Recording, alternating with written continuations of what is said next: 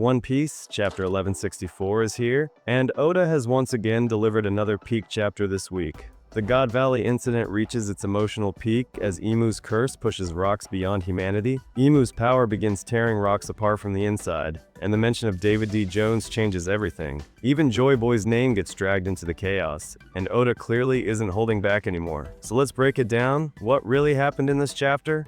The story picks up exactly where the last chapter left off. We see Imu stabbing rocks. From a distant view, we see everyone's reactions. Roger, Garp, Whitebeard, Kaido, and Linlin are all in shock. Roger looks on and mutters, "Our attacks didn't even affect that spider thing. It's like it didn't take any damage at all."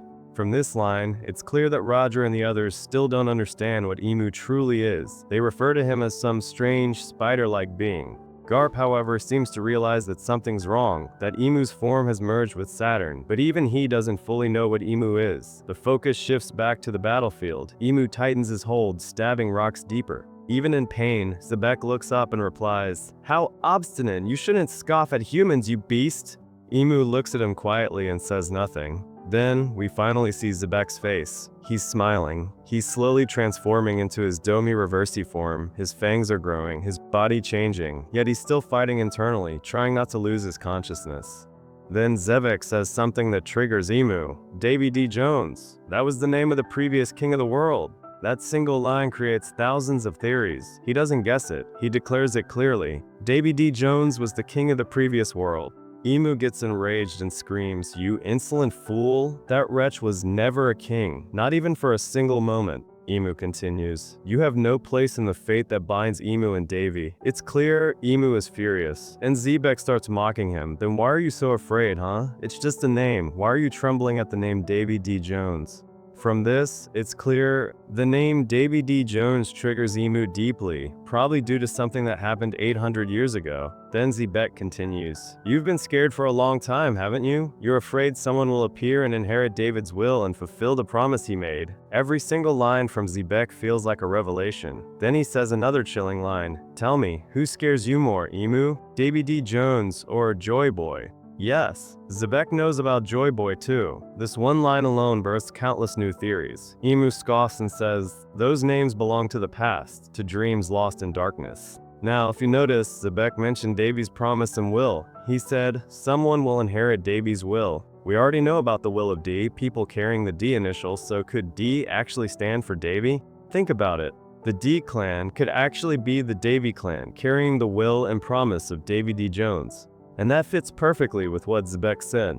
Davy's promise will one day be fulfilled. Also, Xebec calls Davy a positive character who opposed Imu, meaning Davy D. Jones and Joy Boy might have been the same person, or at least closely linked. As Xebec mocks him more, Imu snaps again, shouting, "I've already erased their names. I've created a perfect nation with perfect soldiers." He's referring to Elbaf, the giant nation.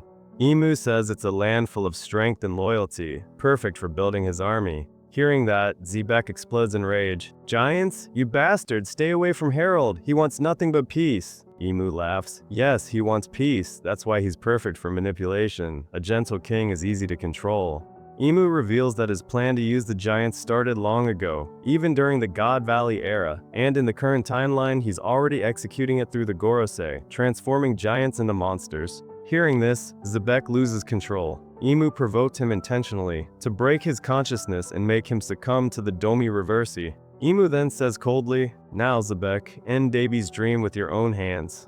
His Domi Reversi power gets stronger, Xebec weakens, and from afar his entire crew watches in horror. They shout, "Rocks, what's happening to you?" Then Imu throws Xebec down, slamming him into the ground. Xebec mutters to himself, "I'm fading away." Even Big Mom looks terrified. "Rocks, what happened up there?" Imu gives the final order, "Destroy your own bloodline, Xebec. Wipe out everyone on God Valley." Then something horrifying happens. Xebec stands up. Linlin looks at him and says, "Is it just me, or have you gotten even bigger?" Without a word, Xebec suddenly attacks Kaido. Kaido shouts, "Rocks, what are you doing?" But Rocks doesn't stop. One hit sends Kaido crashing into a mountain. Linlin rushes in. "What's wrong with you, Rocks? Aren't we meant to be allies?" But Xebec kicks her down too. Two future Yonko defeated in 2 hits. At this point, Xebec's power is monstrous, far beyond human. Then he turns to Whitebeard. Whitebeard stands tall. Xebec attacks full force, but Whitebeard blocks it with one hand, one bare hand, without even using his weapon. The shockwave splits half of God Valley in two.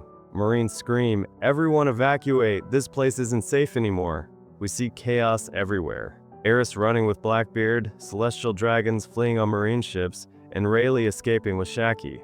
We then see Dragon lying on the ground crying, "I couldn't even save one child, I failed my only mission." Nearby, Evanko and Kuma are helping civilians escape. Evanko tells Kuma to give it a rest, it would be too risky to keep trying to save people. But Kuma insists, there are still people left to save. We then see Captain John and Gonzui are injured. Shiki escapes with the treasure. We then shift to an emotional panel. Rox advances toward Eris and Blackbeard to kill them. Eris, realizing what was happening, shouts, "So you lost. I'm sorry. It's our fault. You faced that thing to save us, even though you weren't ready yet." She clutches Teach and decides to jump into the sea and swim. She shouts, "I won't let the Davy clan end here. We will survive no matter what." But then we see marine ships aiming toward them, ready to fire. Rox swings his blade down toward them, and the Marines fire cannonballs at the same time. Just as the attack is about to land, Kuma appears. With a flash, Kuma jumps in between them, his massive hand glowing. He touches both Eris and Blackbeard, using his pawpaw fruit to teleport them away in an instant. The moment Eris and Blackbeard vanish, Xebec's slash collides with the Marines' cannon fire, and boom! A massive explosion erupts across the entire area. The shockwave is so powerful that even from a distance, Imu can see the blast. Imu believes Rox killed them, unaware that Kuma saved them at the last second. Imu orders Rox again, "Kill everyone, end the bloodline."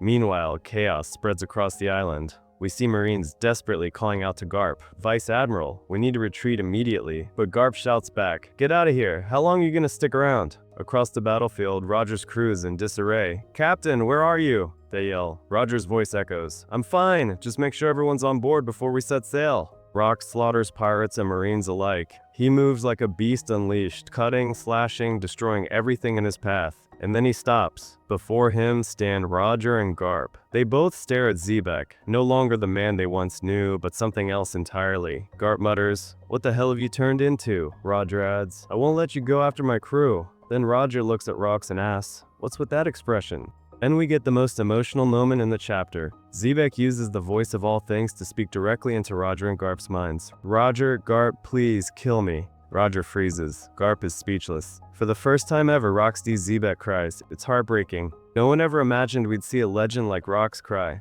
Roger and Garp are frozen, and then Imu strengthens his control again, forcing Xebec to charge at them. Roger and Garp prepare themselves, and the legendary battle begins.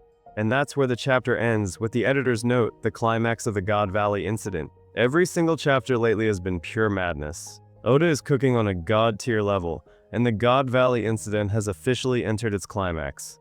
And no break next week. Another peak chapter is coming, and I can already feel the chills. What do you guys think about this chapter? Drop your thoughts below. Until next time, keep that spirit burning, and I'll see you in the next breakdown.